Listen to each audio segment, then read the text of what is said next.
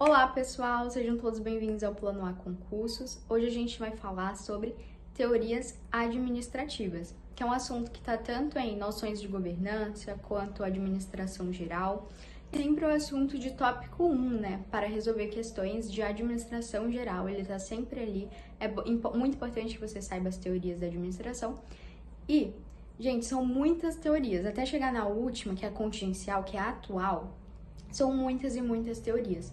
Então, o que eu fiz? Eu separei as 3 principais, que eu acredito que com elas dá de resolver 90% das questões de teorias da administração, e trouxe aqui para vocês, que são a teoria científica, a teoria clássica e a teoria burocrática. Entre elas, depois delas, né, há várias outras, como eu falei, até chegar na contingencial. Então, o que eu vou fazer? Eu vou explicar a teoria científica, a clássica, a burocrática, porque com elas são as principais, são as que mais caem. Então, eu diria assim, não precisa você estar aprofundando em outras teorias, como se você fosse um administrador, sendo que você quer resolver questões e acertá-las, né? E quando um edital traz aí as teorias da administração, geralmente quer que você saiba o básico. Então, é elas que eu trouxe aqui para vocês. E no final, eu também vou fazer um resuminho da contingencial, que é atual e é extremamente importante também que a gente entenda, pelo menos, a definição. Então, a começar, pessoal, a gente vai falar sobre a teoria científica.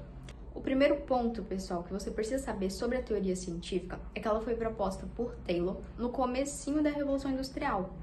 Então, assim, quando começou aquela parada, sabe, tempos modernos de Charles Chaplin, que a gente tem aí a padronização do trabalho, é aí que se encaixa a teoria de Taylor, a teoria científica. Por quê, pessoal? A teoria científica, Taylor, ele começou a analisar as pessoas trabalhando e percebeu que não tinha um padrão. Ou seja, as pessoas faziam qualquer coisa e de 10 mil formas diferentes. Ou seja, sei lá, eu ia começar a confeccionar roupas para vender. Aí eu pegava um pano, fazia a roupa lá de uma medida e vendia. Daí a roupa fazia o maior sucesso, uma outra pessoa pedia e eu não conseguia mais fazer a mesma roupa. Ou seja, sei lá, eu fiz uma blusa de manga. Aí eu tentei fazer outra, fiz uma regata, porque eu não lembrava mais como era que o procedimento até chegar na blusa de manga. Então eu pegava e entregava uma coisa totalmente diferente. Se eu confeccionava, se eu fazia cadeiras para vender. Um dia eu fazia uma baixa, no outro dia eu fazia uma muito alta, no outro dia eu fazia uma média, daí eu não tinha, sei lá, as pessoas queriam 4 cadeiras para uma mesa. Eu fazia uma de 30 centímetros, uma de 40, uma de quase 1 metro. Então não tinha padrão. As pessoas faziam assim por fazer, faziam no avulso. O Taylor começou a reparar na necessidade de ter um padrão, tanto para otimização, para eficiência do trabalho, porque você vai ver que todas as teorias, no final, elas sempre buscam a eficiência.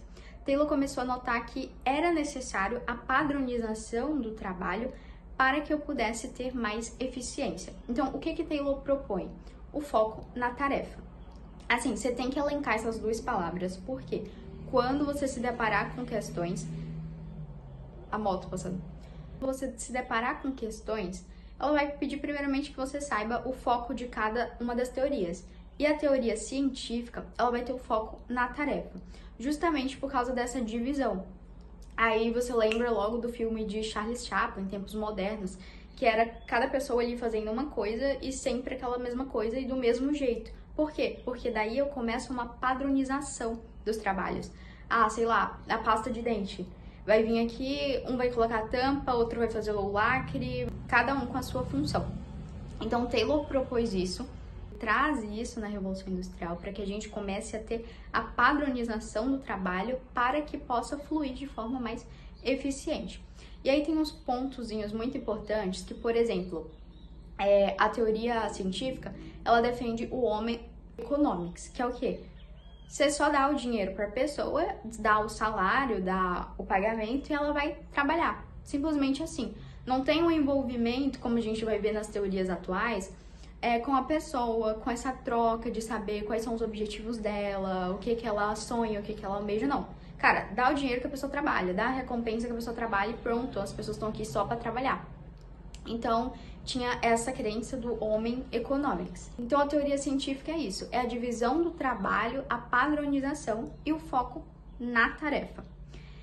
E aí a gente entra na próxima teoria, só que antes eu queria ressaltar um adendo. Professores que acreditam que as teorias elas foram acontecendo simultaneamente, no mesmo tempo. Ou seja, enquanto estava acontecendo a teoria científica, também estava acontecendo a teoria clássica.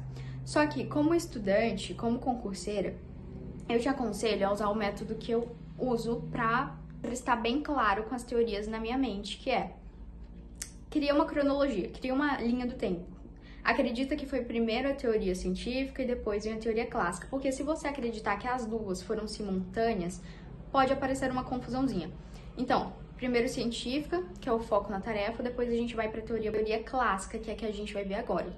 A teoria clássica, pessoal, é o pai da administração. É por ele, inclusive, que a gente começa a desenvolver as funções administrativas, veio dele. Aquelas funções que a gente vê que é o planejamento, organização, direção e controle, vem de Fayol. Então, Fayol é um pilar para a administração e ele propõe a teoria clássica. A teoria clássica, pessoal, ela vai sair do foco só na tarefa, igual tinha a teoria científica, e vai partir para o foco na estrutura organizacional. A teoria clássica, ela vai trazer a ideia da departamentalização de funções, ela vai trazer a ideia da organização de autoridade, ou seja, quem manda em quem, de forma vertical. E toda essa departamentalização, toda essa organização vai ser para que flua também o trabalho de uma forma mais eficiente. Então aqui a gente tem a horizontalização das tarefas, que é a departamentalização, ou seja, cada um faz alguma coisa. Ou seja, eu tenho o departamento do marketing, eu tenho o departamento do financeiro, eu tenho o departamento das vendas, o departamento dos estoques. Aqui eu começo a dividir o trabalho. Então, quando eu parto da teoria científica para a clássica, na clássica eu começo a ter o olhar da estrutura como um todo, da estrutura organizacional. Porque aqui o Fayol acredita que para fluir, para ter mais eficiência, eu preciso ter o controle. Ou seja, eu preciso ter quem faz o quê? Eu preciso ter a divisão melhor do trabalho, eu preciso ter as autoridades hierárquicas, ou seja, sei lá, o gerente do marketing, o diretor-geral, o chefe, a gente vai ter essas divisões.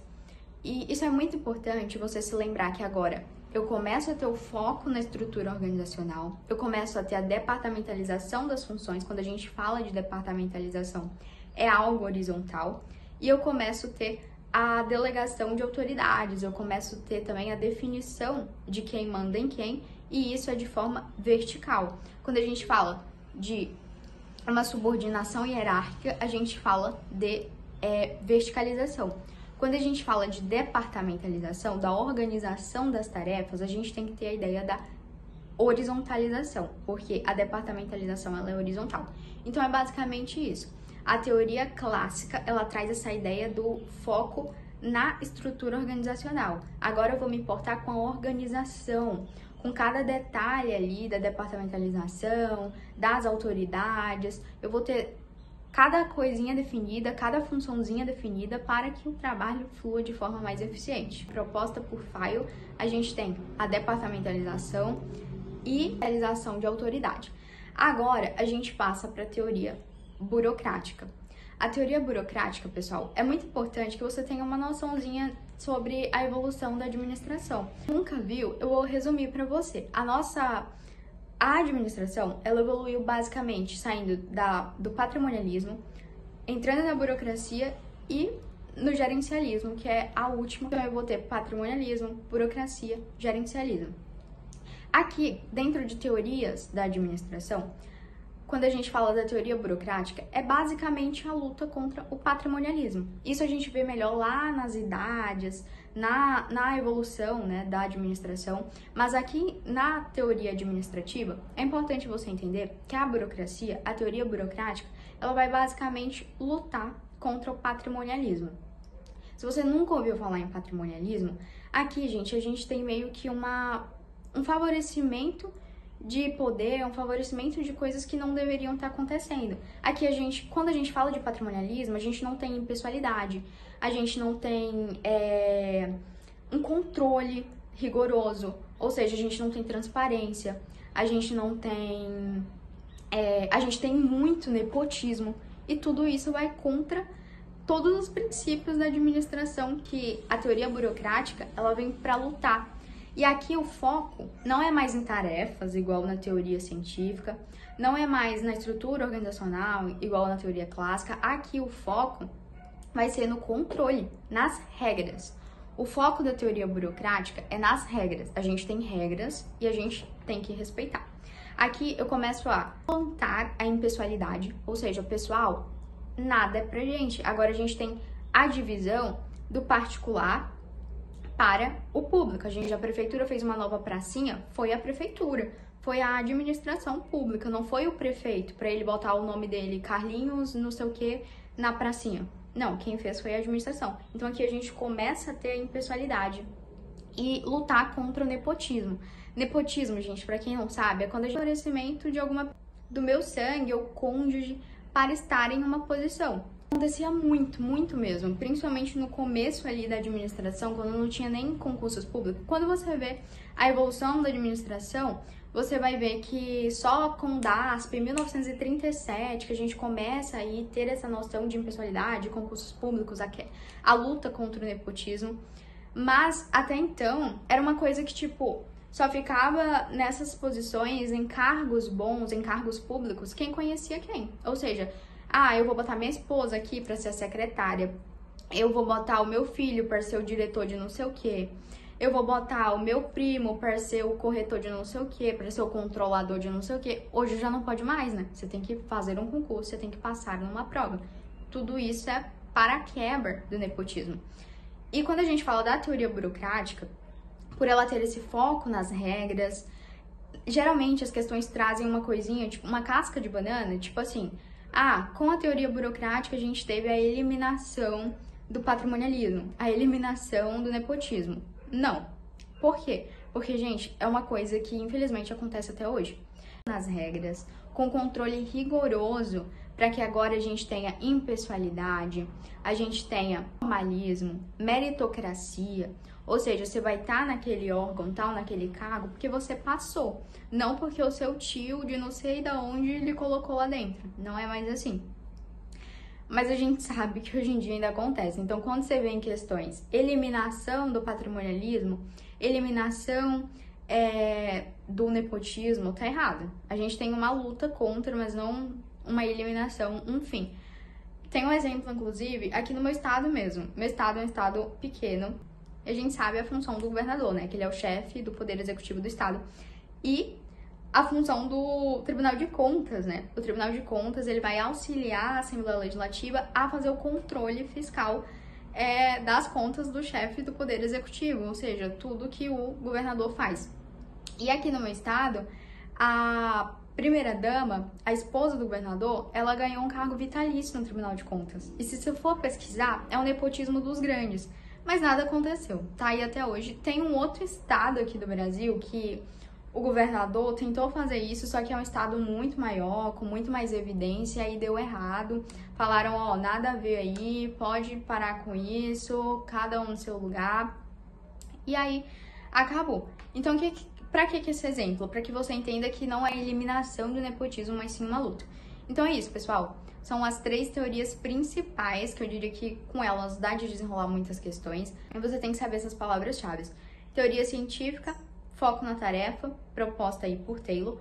Teoria clássica, foco na estrutura organizacional, proposta aí por Fayol.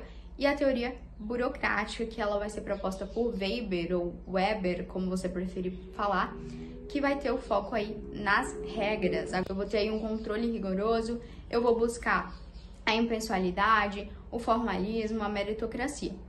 E eu vou falar um pouquinho aqui rapidamente também sobre a teoria contingencial, que é a teoria atual.